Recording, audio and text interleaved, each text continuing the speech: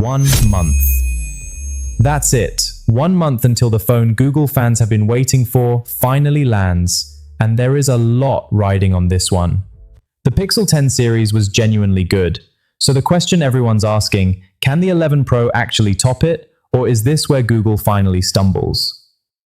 Let's start under the hood. The G5 was Google's first chip built with TSMC instead of Samsung. That was the safe, cautious generation. Now, with the G6, they've gone all in on TSMC for real performance gains. The G6 is the second attempt, and second attempts are usually where the real gains show up. This is the chip to watch. Now the camera. Pixel used to be untouchable here. Then Apple, Oppo, Vivo, and Xiaomi caught up fast. Rumor is the 11 Pro gets a second-generation custom image processor. If that's real, this could be the comeback shot Pixel needs. Design-wise, expect familiar Pixel language, but refined. Google doesn't reinvent the shape every year, they sharpen it.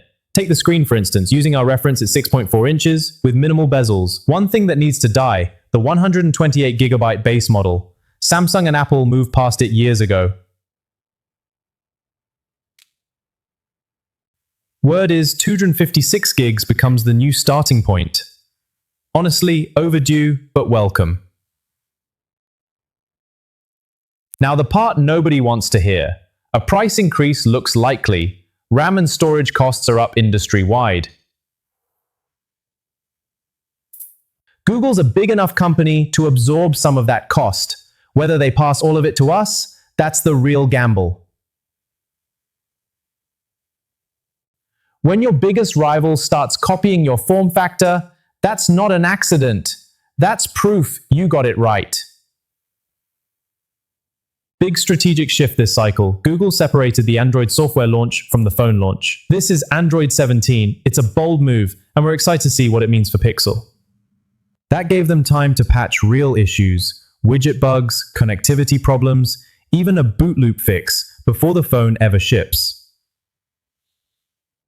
The 11 Pro launches on a more stable, more polished version of Android than any Pixel before it.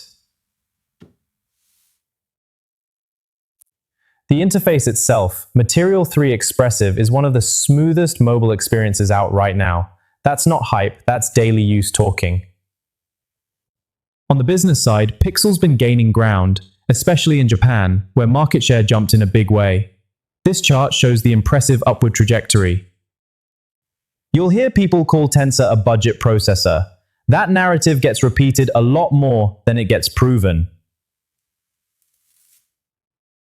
The real test is the camera gap. Google let the field catch up. This generation is their chance to pull back ahead. Remember, this isn't happening in a vacuum. The new Galaxy Fold lineup drops in just over a week. Then Pixel 11 next month. Then iPhone the month after. 3 of the biggest tech drops of the year, back to back to back.